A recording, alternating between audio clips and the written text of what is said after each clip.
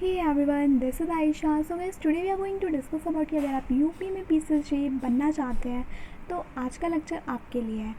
तो यूपी में जज बनने के लिए यूपी पीसीसी एग्ज़ाम के लिए required education, qualification, age criteria, exam pattern और सिलेबस के साथ साथ यूपी में जजों की ट्रेनिंग और उनको मिलने वाली फैसिलिटी के बारे में आज मैं आपको बताऊँगी। So guys, let's start.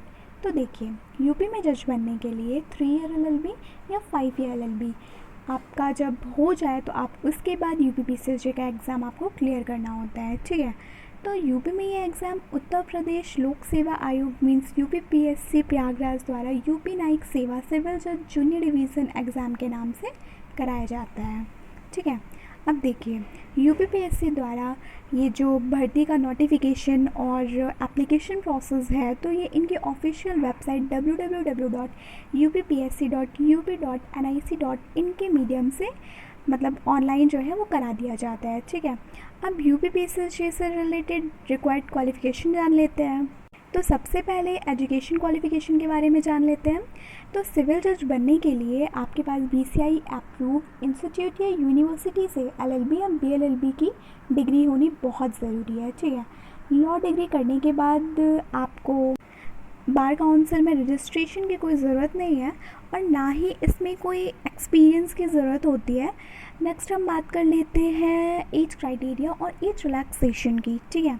तो देखिए, जज बनने के लिए जो एज क्राइटेरिया रखा गया है वो 22 ईयर टू 35 ईयर है, ठीक है। आपकी जो मिनिमम एज होगी वो 22 होनी चाहिए और जो मैक्सिमम वो 35। तो यूपी में रहने वाले जो कैंडिडेट हैं अगर वो SC, ST, OBC कैटेगरी के अंदर आते हैं तो उनको 5 ईयर की छूट मिलेगी और अगर वो डिसेबल पर्सन है तो उनको 15 ईयर्स की छूट मिलेगी, ठीक है। नेक्स्ट हम सैलरी की बात कर लेते हैं। तो देखिए, सैलरी में आप ये जान लीजिए कि इस पोस्ट के लिए जो पे स्केल है ना उसमें जो मतलब कि उसमें जब फ़ंड वगैरह सब कुछ ऐड किए जाते हैं तो उसके बेसिस पे जो सैलरी है तो वो लगभग 60,000 पर मंथ बनती है। ये आपके स्टार्टिंग में होगी, ठीक है। और धीरे धीरे जो सैलरी है वो बढ़ती रहती है।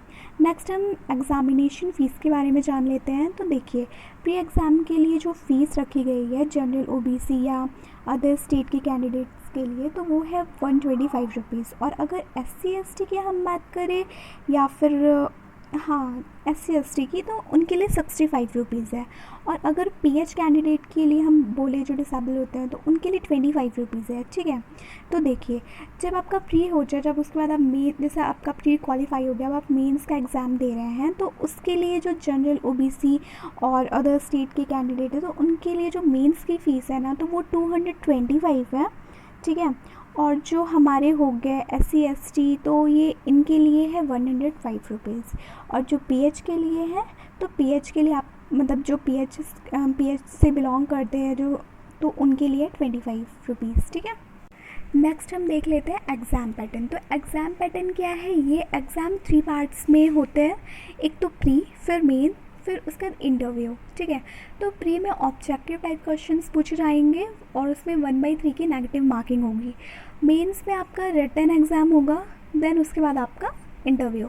तो देखिए, प्री और मेंस में जो क्वालिफाइंग मतलब कि जो परसेंटेज रखा गया है जनरल या OBC के लिए तो वो 45% है, ठीक है।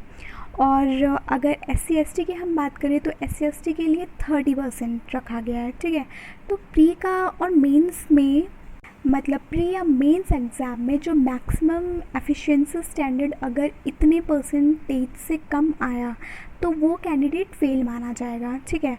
अगर आप जनरल OBC या अदर स्टेट कैंडिडेट हैं तो 40% मार्क्स मतलब आप कंपल्सरी है, मतलब कि बहुत ज़रूरी है आपको लाना, तभी आप पास माने जाओगे, ठीक है। नेक्स्ट हम देख लेते हैं हमारा सिलेबस क्या है। तो देखिए, हमारा जो सिलेबस है ना तो प्री का सिलेबस देख लेते हैं पहले। तो इसमें जो ऑब्जेक्टिव टाइप के 2-2 घंटे के 2 एग्ज़ाम होंगे।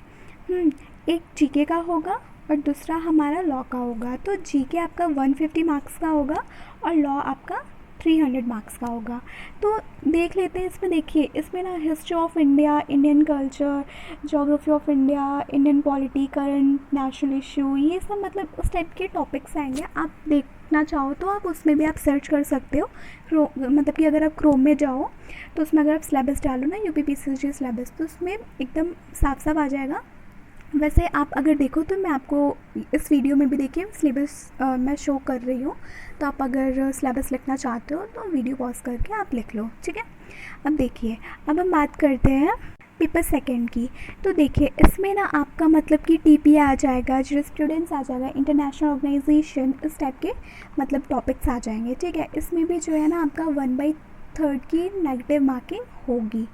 मेंस में जो क्वेश्चन आएंगे तो उसमें आपसे क्वेश्चन जो पूछे जाएंगे तो वो आपको आंसर में लिखने पड़ेंगे, मतलब कि डिटेल में लिखने पड़ेंगे। जैसे कि ऑब्जेक्टिव में आपका तो जैसे आपका प्री में तो ऑब्जेक्टिव आएगा, तो मेंस में आपको थोड़ा डिटेल में आंसर्स लिखने पड़ेंगे।